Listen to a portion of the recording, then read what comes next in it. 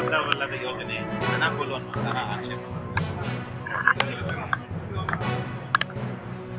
ಮಾನ್ಯ ಸಂಸದರಾದಂಥ ತೇಜಸ್ವಿ ಸೂರ್ಯ ಅವರು ತುಮಕೂರಿಗೆ ಮೆಟ್ರೋ ತಗೊಂಡು ಹೋಗೋದ್ರ ಬಗ್ಗೆ ಅವರು ಒಂದಿಷ್ಟು ಆತಂಕವನ್ನು ವ್ಯಕ್ತಪಡಿಸಿದ್ದಾರೆ. ಬಹುಶಃ ಅವರಿಗೆ ಅನೇಕ ವಿಚಾರಗಳು ಅವರ ಗಮನದಲ್ಲಿ ಇಲ್ಲ ಅಂತ ಅನ್ಕೊಳ್ತೀನಿ. ಪ್ರತಿನಿತ್ಯ ಸಾವಿರಾರು ಜನ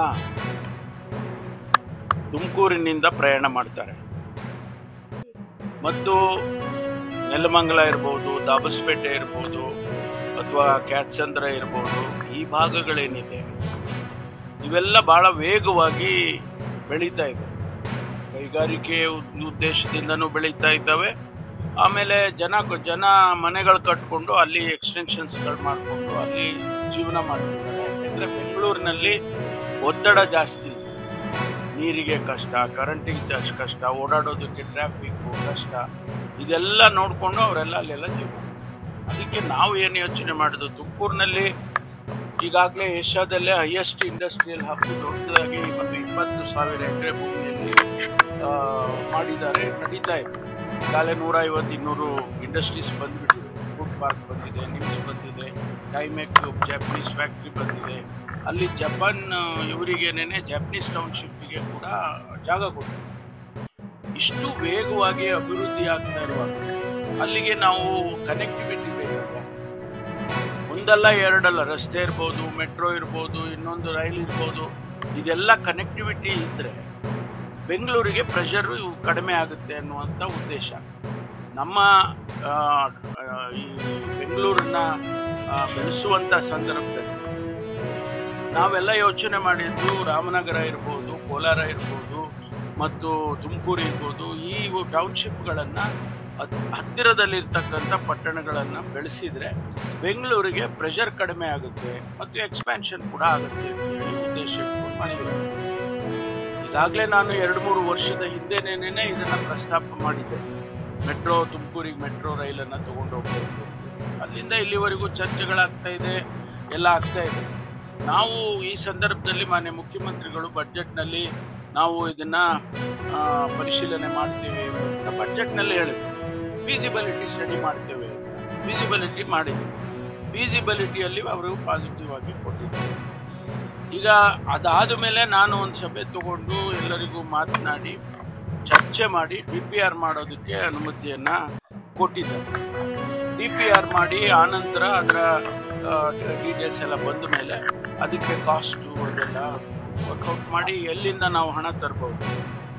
ನಾನೇ ಖುದ್ದಾಗಿ 2-3 ಕಂಪನಿಗಳ ಜೊತೆ ಮಾತಾಡಿದಾಗ ಅವರು ನಾವು ಇನ್ವೆಸ್ಟ್ ಮಾಡ್ತೀವಿ, PPP ಮಾಡೆಲ್ನಲ್ಲಿ ನಮಗೆ ಕೊಡಿ, ನಾವು ಇನ್ವೆಸ್ಟ್ ಮಾಡ್ತೀವಿ, 20,000 ಕೋಟಿನ 20,000 ಕೋಟಿನೂ ನಾವೇ ಹಾಕ್ತೀವಿ ಅಂತ ಹೇಳಿದ್ದಾರೆ. ಅಫಿಷಿಯಲ್ ಆಗಿ ಮುಖ್ಯಮಂತ್ರಿಗಳಿಗೆ ಲೆಟರ್ ಕೊಟ್ಟಿದ್ದಾರೆ. ನಾವು we are ready to invest in Karnataka ಅಂತೇಳಿ ಮಿಡ್ಲ್ ಈಸ್ಟಿಂದ ಖತಾರಿಂದ ಅಂತ ಕಾಣಿಸುತ್ತೆ ಅವರು ಕೊಟ್ಟಿದ್ದಾರೆ.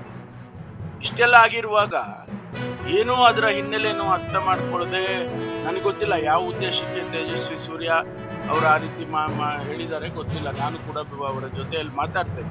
ಯಾಕೆಂದರೆ ಇದು ಸಂಘರ್ಷದ ಪ್ರಶ್ನೆ ಅಲ್ಲ, ಇದು ನನಗೆ ಬೇಕು ನಿಮಗೆ ಬೇಡ, ನಿಮಗೆ ಬೇಕು ನನಗೆ ಬೇಡ ಪ್ರಶ್ನೆ ಅಲ್ಲ. ಇದು ರಾಜ್ಯದ ಅಭಿವೃದ್ಧಿ ಮತ್ತು ನಮ್ಮ ಬೆಳವಣಿಗೆ ಅಭಿವೃದ್ಧಿ ದೃಷ್ಟಿಯಿಂದ ನಾವು ಇದನ್ನು ಯೋಚನೆ ಮಾಡಬೇಕು. ಇವತ್ತು ನಾವು ಅಧಿಕಾರದಲ್ಲಿದ್ದಾಗ ನಾವು ಹೇಳ್ಬೋದು, ಇನ್ನೊಬ್ಬರು ಅಧಿಕಾರ ಹಿಂದೆ ಇದ್ದಾಗ ಮತ್ತೊಂದು ಹೇಳ್ಬೋದು. ಆ ರೀತಿ ಆದರೆ ರಾಜ್ಯಗಳು ಬೆಳೆಯೋದಿಲ್ಲ. Karnataka is a very progressive state. ಎಲ್ಲರೂ ನಮ್ಮ ಕಡೆ ನೋಡ್ತಾ ಇದ್ದಾರೆ. ಬೆಂಗಳೂರಿನ ಸುತ್ತಮುತ್ತ ಎಲ್ಲರೂ ನೋಡ್ತಾ ಇದ್ದಾರೆ. ತುಮಕೂರು 60 ಕಿಲೋಮೀಟ್ರು ದೂರ ಏನು. ಈಗ ನಾನು ಅನೇಕ ದೇಶಗಳಲ್ಲಿ ಹೋಗಿದ್ದೇನೆ. ಇಂಟರ್ನ್ಯಾಷನಲ್ ಏರ್ಪೋರ್ಟ್ಗೂ 70 ಕಿಲೋಮೀಟ್ರ್. ಈಗ ಟೋಕಿಯೋದಲ್ಲಿ ನರಿಟಾ ಏರ್ಪೋರ್ಟು 70 ಕಿಲೋಮೀಟ್ರ್ ಇದೆ. ಈ ಮಲೇಷ್ಯಾದಲ್ಲಿ ಕೋಲಾಲಂಪುರಿಂದ ಸಿಟಿ ಸೆಂಟ್ರಿಗೆ 60 ಕಿಲೋಮೀಟ್ರ್ ಇದೆ. 20 ನಿಮಿಷದಲ್ಲಿ ಹೊಟ್ಟೋಗ್ತಾರೆ. ಅಂಥ ಫಾಸ್ಟ್ ಟ್ರೈನ್ಸ್ ಎಲ್ಲ ಹಾಕಿದ್ದಾರೆ. ಆ ರೀತಿ ನಾವು ಪಾಸಿಟಿವ್ ಆಗಿ ಯೋಚನೆ ಮಾಡಬೇಕು ವಿನಃ ನಾವು ಆ ರೀತಿ ನೆಗೆಟಿವ್ ಆಗಿ ಯೋಚನೆ ಮಾಡಬಾರ್ದು.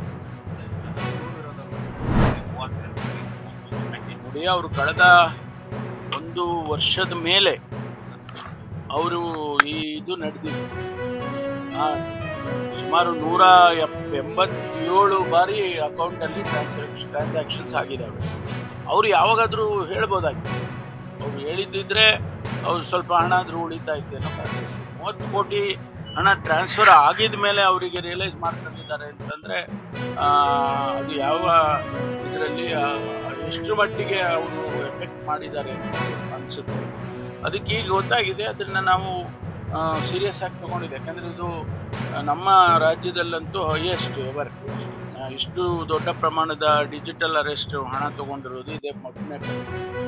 ಅದರಿಂದ ನಾವು ಸೀರಿಯಸ್ ಆಗಿ ತೊಗೊಂಡಿದ್ದೀವಿ, ಹೋಗ್ತೇವೆ ಬಿಡೋದಿಲ್ಲ. ಮೊನ್ನೆ ಕೂಡ ಏನು ಅಮೆರಿಕಾದಲ್ಲಿ, ಇಲ್ಲಿಂದ ಅಮೆರಿಕಾದಲ್ಲಿ ಡಿಜಿಟಲ್ ಅರೆಸ್ಟ್ ಮಾಡ್ತಾರೆ ಅಂದರೆ ಬೆಂಗಳೂರಿನಲ್ಲಿ ಕೂತ್ಕೊಂಡು ಅಮೆರಿಕಾದವರಿಗೆ ಡಿಜಿಟಲ್ ಅರೆಸ್ಟ್ ಅಂತ ಟೆಕ್ನಾಲಜಿಕಲಿ ಹೈಲಿ ಅಡ್ವಾನ್ಸ್ಡ್ ಕಂಟ್ರಿ, ಅಲ್ಲಿಗೂ ಕೂಡ ನಮ್ಮವರು ಮಾಡ್ತಾರೆ ಅಂದರೆ